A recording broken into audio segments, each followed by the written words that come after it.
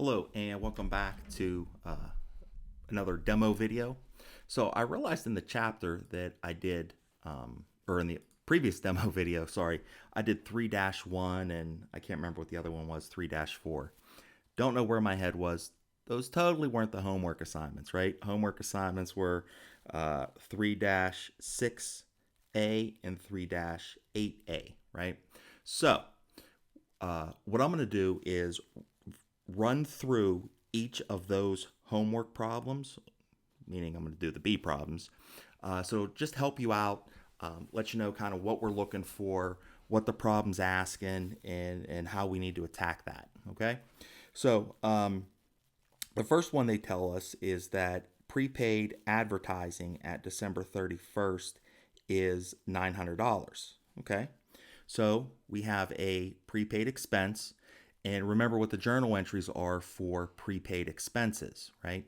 We need to debit an expense, we need to credit an asset. Easy peasy, right?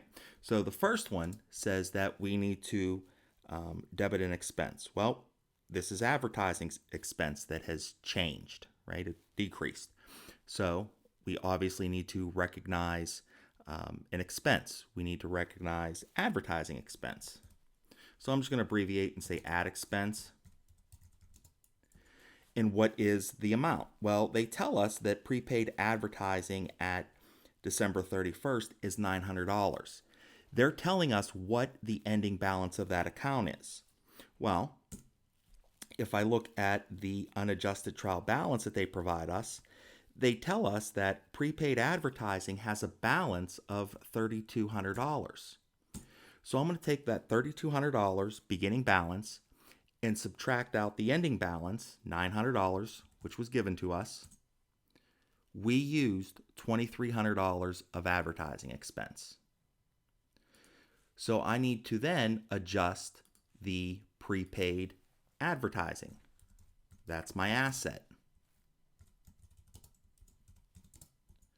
Remember, assets increase with a debit, decrease with a credit. Since this is an advertising expense, or since it's advertising expense, excuse me, I need to decrease my prepaid advertising by the amount that I have used up, which was $2,300.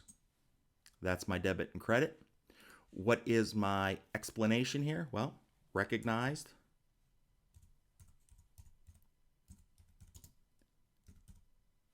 ad expense. Okay. So the second one that we need to work on, they tell us that unpaid wages earned by employees in December are $1,700. So, just gonna come down here.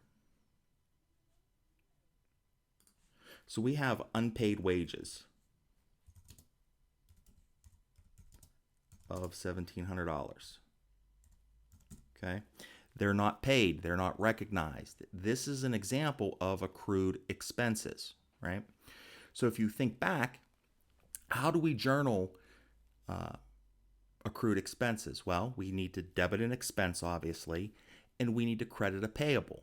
That makes sense, right? We're increasing an expense and we're also increasing a liability, right? Because we still owe these workers $1,700.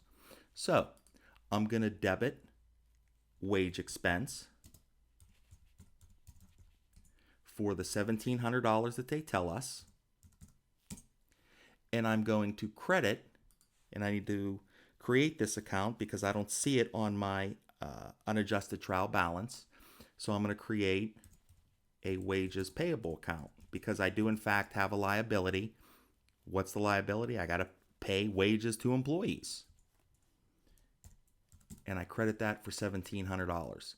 Again, why am I crediting a liability? Well, because liabilities, or I'm sorry, why am I crediting wages payable? Well, because it's a liability. And I increase a liability with a credit, decrease it with a debit. In this case, I'm increasing my wages payable, so I have to credit it. So what's the explanation here? Well, the explanation is going to be accrued wages for December And that's it. We're good. Okay. So we'll skip a space. Let's look at number 3. What does number 3 say?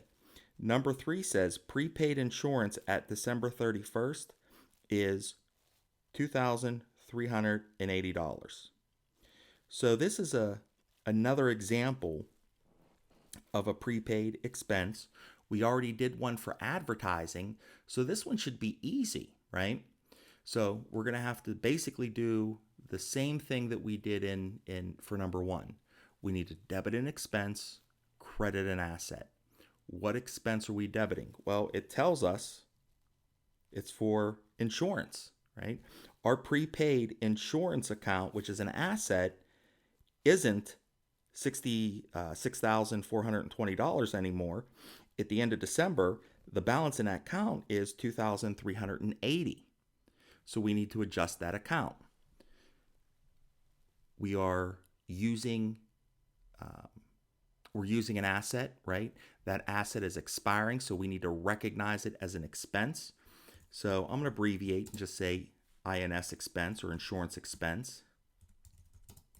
So what's the dollar amount? Well, they don't tell us. That we have to figure that out. We could use a T account. That's fine. That's more than acceptable. On a scratch piece of paper, let me, work it out. The beginning balance was 6,420. The ending balance is 2,380. I could take the difference of those two, and that tells me how much I've used. 4,040. Okay, so we're good. Now I need to decrease that asset. Assets decrease with the credit, so that's why I'm crediting this. I'm going to type in my asset, which is prepaid insurance, for the same dollar amount, right? Because debits and credits always have to equal. And what I mean by that is after each transaction. If I look at just this transaction, my debits are $4,040, my credits are $4,040, we're good. This journal entry, 99.9% it's correct, right? Assuming that I hit the right accounts, which we did. Okay, so let's look at the last one, right? Last one says unearned revenue, or I'm sorry, this is not the last one. This is D, or in our case, number 4. Excuse me, unearned services fees at December 31st are $2,500, okay? So we need to think, what are unearned fees? Well, unearned fees to us are a liability, right? Somebody gave us cash, said, hey, I want you to do a job for me or provide a service for me. Here's the cash. You do it for me later, okay? Well, guess what? We're at the end of the period, so we need to adjust. We need to think back and say, did we actually provide any service that we were obligated to perform? Yep, we sure did. So what happens when we have unearned revenue? Excuse me, and that's what this journal entry is. It's an unearned revenue or deferred revenue. Well, in this case, I am satisfying a liability, so I need to decrease a liability. And what am I doing here? I'm earning revenue, right? So I need to increase my revenue. So we already identified a liability account and a revenue account are going to be impacted by this, okay?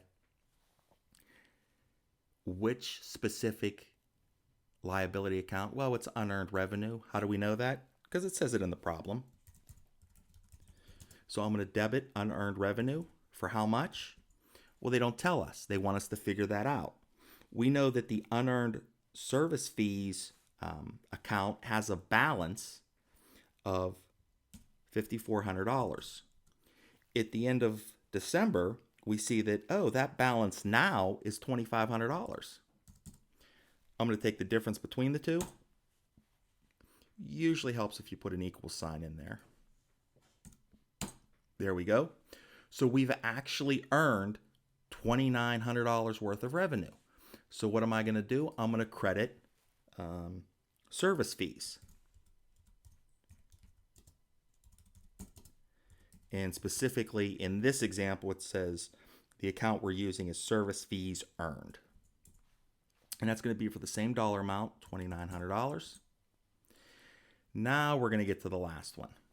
So the last one says rent revenue of $4,000 owed by a tenant.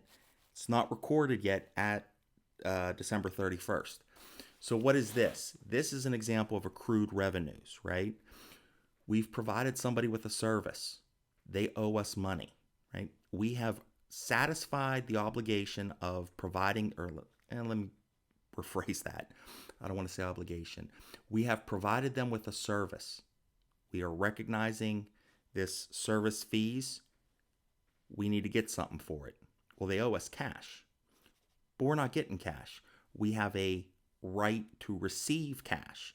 So we're going to debit our accounts receivable for $4,000, and we're going to credit service fees earned for the same $4,000.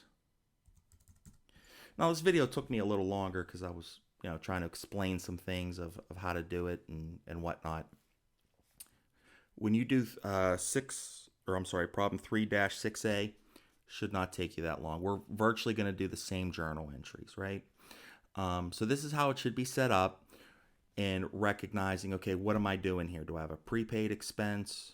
Do I have unearned revenue? Do I have accrued revenue?